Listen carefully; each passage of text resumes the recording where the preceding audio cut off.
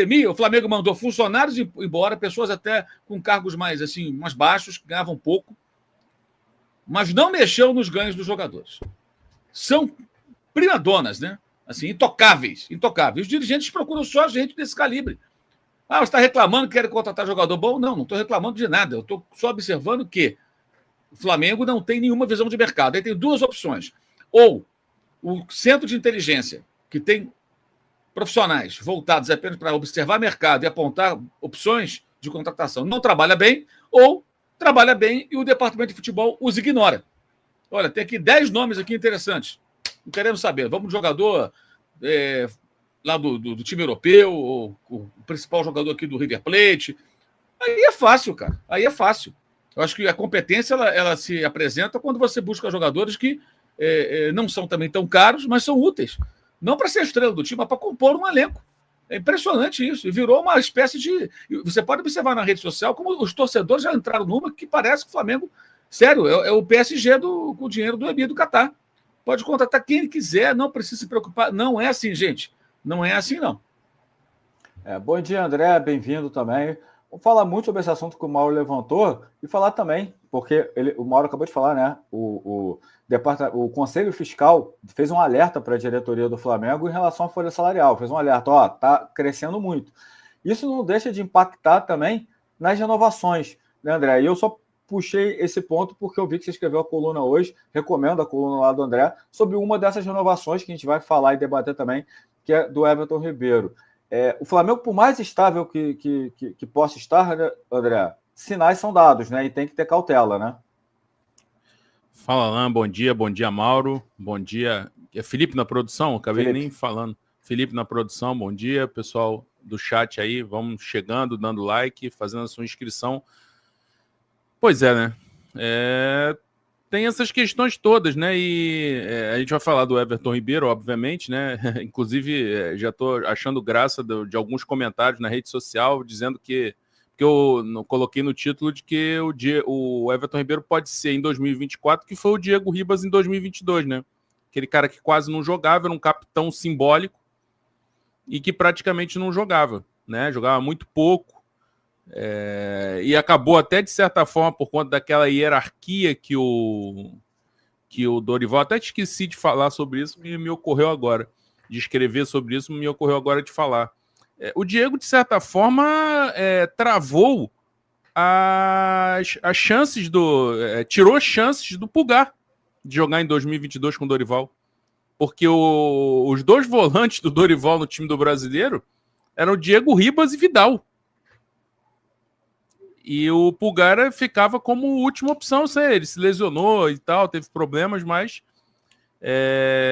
em algum momento o Diego jogou e não o Pulgar, né? Então, assim, e o Diego foi um capitão simbólico. E a coisa foi tão feia em 2023 que tem gente que tem a ilusão de que a liderança do Diego fez falta. Quando o Diego, na verdade, ele gritava e tal, mas, assim, ele tinha uma certa ascendência sobre o grupo, mas... Assim, os jogadores continuavam fazendo o que queriam, os jogadores continuavam, se fosse o caso, escolhendo jogos, né? Teve a questão do Paulo Souza, então, assim, que liderança era aquela? Não era uma liderança por profissionalismo, porque ele hoje, já fora do Flamengo, como comentarista, ele defende desses caras. Que liderança era essa que era o quê? Era liderança só de gritar, de falar no vestiário, mas de controle sobre os jogadores, de puxar os jogadores para cima para responder com profissionalismo e tal. Dele a grande frase, né? Ninguém aguenta mais esse cara, que era o Paulo Souza, mas nós temos que correr por ele. Praticamente dizendo, né, que ninguém aguenta e que era para largar a mão mesmo, né? Enfim. Muito media training e pouca liderança efetiva, né, real. Ele tinha que ver como é que o Zico liderava o Flamengo com a 10 e com a faixa para falar. Mas, enfim, o Diego não joga mais, é só um paralelo, que a coisa foi tão feia em 2023 que tem gente que sente saudade do Diego. E o Everton Ribeiro pode ser um novo Diego, né? De jogar pouco, participar pouco e ficar ali como um capitão simbólico. E até pior em relação ao Diego, porque ele é mais calado, mais quieto e tal. Nem esse media training ele tem, né? Nem essa coisa de ficar gritando com os jogadores, com o elenco, vamos lá e tal. Nem isso o Everton Ribeiro tem. Então, assim, ele é a reserva do Arrascaeta, né, pro Tite. Tá buscando um outro cara para jogar ele aberto pela direita, que pode ser o Gustavo Scarpa. E se não for o Gustavo Scarpa, mas o Flamengo continuar uma busca por um meia que jogue aberto pela direita, como é o Gustavo Scarpa, o Everton Ribeiro pode não jogar nem na época da Copa América. O meio-campo pode ser Thiago Maia ou Alan, Gerson e esse meia. E o Everton Ribeiro ficar de reserva do reserva, mais ou menos como era o Diego, jogando muito pouco. Então, enfim, muita coisa que a gente pode falar aí. Tem essa questão aí da grife, que eu também quero pontuar uma coisa. Enfim, muita coisa para a gente falar aí na live. Então vamos começar com isso, né, Mauro? Porque o Flamengo surgiu com interesse no Matias Vinha, né? O Matias Vinha, que é lateral da seleção uruguaia, jogador que a Roma investiu algo em torno de 13 milhões de euros na contratação junto ao Palmeiras. O Palmeiras foi atrás depois do Piquerez, né? Mas as pessoas às vezes confundem, né? E não é em relação ao Matias Vinha.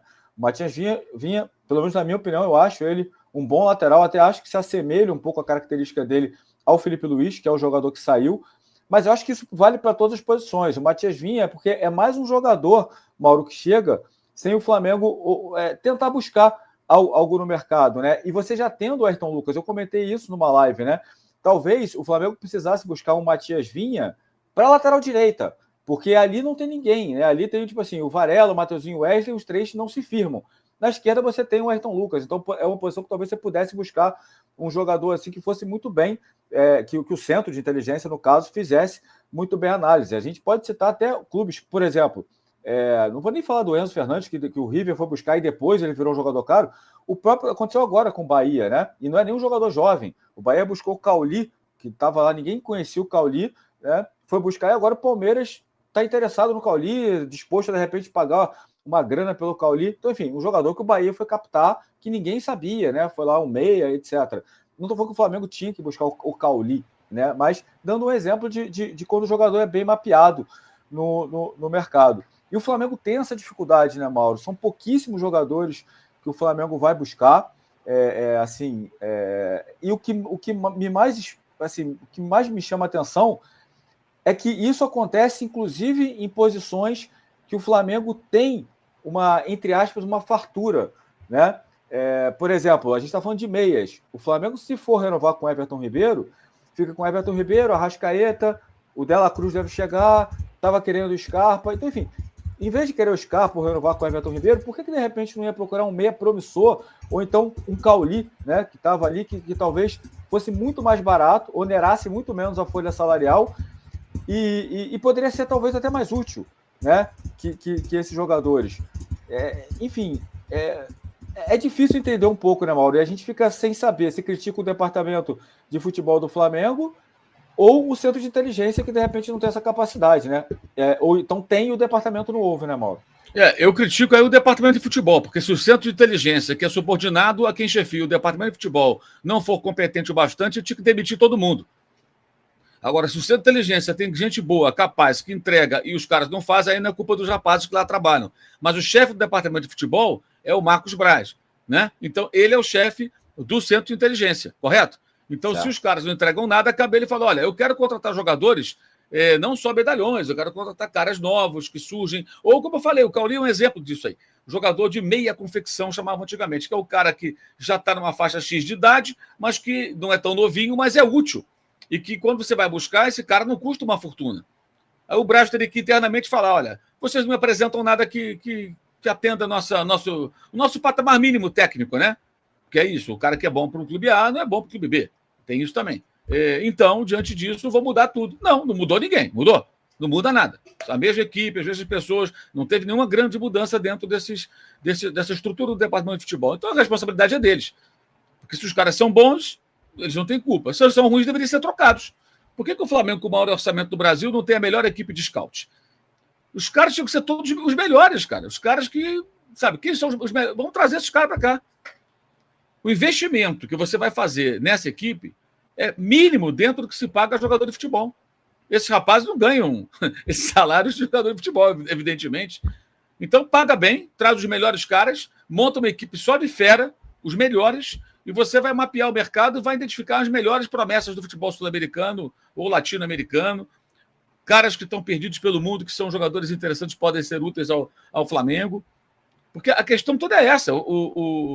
Assim, são patamares diferentes, mas se você olhar o elenco que o Fluminense montou dentro de uma realidade econômica bem diferente, tem jogadores ali, cara. O Tite foi campeão com o Corinthians com uma linha defensiva de renegados. O Tite está lá no Flamengo. Você quer baixar o nível técnico? Não, eu queria entender por que o Flamengo não busca jogadores que seriam úteis e não são tão caros, jogadores jovens e promissores. É só o óbvio, cara. Só vai atrás de nomes assim. E outra coisa, o André falou aqui, passando aqui do Everton Ribeiro. Aí vamos trazer o De La Cruz. Querem mesmo o Scarpa?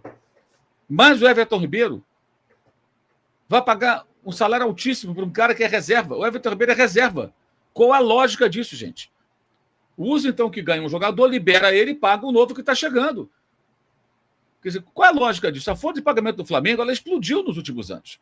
E Mauro, desculpa, mas isso numa posição que você tem o Matheus Gonçalves voltando, talvez a maior promessa da base hoje seja o Lohan, que também joga ali, isso sem falar do Arrascaeta, que também está ali, né? Então, enfim, e o próprio Vitor Hugo. Então, até onde o Flamengo tem os garotos mais promissores, são nessa posição também. Então, assim, qual a lógica disso? Então, tá bom, então eu vou renovar com o Everton Ribeiro, não vou buscar o Scarpa. Eu acredito que o Ribeiro vai ser útil ainda. Aí eu questiono o seguinte, informação que eu obtive é que a proposta é para ele continuar no patamar salarial que ele já está. Não tem nada a ver com o salário de ninguém, mas assim, qual é a lógica de você pagar o salário de um titular para um reserva? Eu não consigo entender. Qual é a lógica disso? Pensando do ponto de vista do clube. O jogador está dele, ele pede o que tem que pedir, não está errado. Até porque esse mesmo salário dele, quando ele obteve esse salário numa renovação, ele era titular. Era outro patamar completamente diferente do que é hoje. Sim, era mais jovem, né? Agora ele está mais velho. Já não consegue render como tanto. O Tite mesmo já pensa nele como um meia, não como o André usou uma expressão que eu gosto. Ele era o ponta armador, ou seja, o armador que joga pela ponta. É o Ozil da Alemanha, é o Jadson do Corinthians, é o Everton Ribeiro do Flamengo, do Cruzeiro. Me parece que ele não consegue mais fazer essa função, quando não tem a bola, como antes. Normal, vai fazer 35 anos. Vai perder vigor físico, vai perder capacidade de recompor, de voltar para ajudar o lateral. Então o Tite já o vê como um meia. No meio ele vai ser reserva. E você tem ali Gerson, que disputa a posição por ali. Teria o Scarpa, Vitor Hugo, o De La Cruz. É muita gente que vai ocupar mais ou menos o mesmo terreno ali. Aí você vai renovar com o Everton Ribeiro, vai trazer o Gustavo Scarpa. Não, mas vai ter as baixas. Sim, mas... Matheus Gonçalves voltando. Então, e mais os meninos. Eu não estou nem falando dos garotos. Então você tem aí uma... Qual o critério? Em contrapartida, lateral direito. Você tem 3, não tem nenhum. Até agora, né? Eu acho que essa voracidade toda do mercado por um lateral de um nível mais alto tinha que ser no lado direito, não na esquerda. Trazer um belo lateral direito. Achar o cara... E na esquerda, talvez você possa ter um lateral que compunha um elenco. Não um cabeça de bagre, não um jogador mais barato, um jogador, porque você tem o Ayrton Lucas. Cara, o cara foi para a seleção brasileira esse ano que passou, que está passando, está terminando. Aí quando entrou o São Paulo, ele teve uma queda muito grande. Acho até que muito em função de como o São Paulo utilizava. Mas, enfim, o Flamengo tem um lateral esquerdo que é um bom jogador. Acho que não é um jogador perdido. Aí o cara passa uma fase ruim no Flamengo, já acha que não serve para nada. Ah, não, esse jogador é ruim, manda embora, descarta. Como se fosse assim. Então, assim, não parece ter nenhum critério. E essa coisa de só ir na grife, isso tem que ser discutido. Deveria ser discutido internamente. Eu fico imaginando o trabalho desses caras lá do Centro de Inteligência, que é um nome muito pretensioso, por sinal, né? Centro de Inteligência. Pois é, André, é muito em função disso, né? Em relação isso me chama muita atenção, né? Que eu falei na abertura, o Mauro também falou. O Flamengo, às vezes, o tal do desequilíbrio do elenco. O Flamengo tem o Ayrton Lucas, não é que não possa trazer o Matias Vinha, mas tinha que trazer o Matias Vinha, tinha que pensar primeiro em trazer o Matias Vinha para a lateral direita, um jogador talvez pronto, mais experimentado, né? Porque ali não tem ninguém. O Varela, que é o mais preparado, não foi, ainda não foi, né? E aí acaba desequilibrando, porque fica aquele receio que a gente já conversou aqui algumas vezes, né? Aí você traz um lateral esquerdo com alto salário para reserva, mas quem disse que o Vinha vai ser reserva do Ayrton Lucas? Um dos dois vai ser reserva e os dois têm salário alto. Então, vai ter um cara ali. E para o meio também, vários meias, como o Everton Ribeiro com salário alto, você começa a desequilibrar, porque você começa a ficar com uma folha salarial muito alta e, de repente, você não consegue suprir algumas carências também, né, André? E ainda tem uma outra coisa nessa questão aí. Quando você faz essa contratação da grife, entra nesse bolo que a gente está falando de Pablo, de Thiago Maia e outros jogadores do Flamengo, que é o seguinte, você vai trazer um cara desse, você não vai pagar pouco. Esse foi o Mercado da Bola do Flamengo, então já aproveita para se inscrever em nosso canal, ativar o sininho, não esquece de seguir a gente aqui também, viu, gente? Dá essa força. Aproveita para comentar, deixa a sua opinião. Você gostou das notícias aí do Mercado da Bola do Mengão? Aproveita para comentar aí, viu, gente? E aproveita para seguir nossa página aí do Instagram, viu? Starfla, @Starfla. Saudações rubro-negra, isso aqui é Flamengo. Só vamos, família.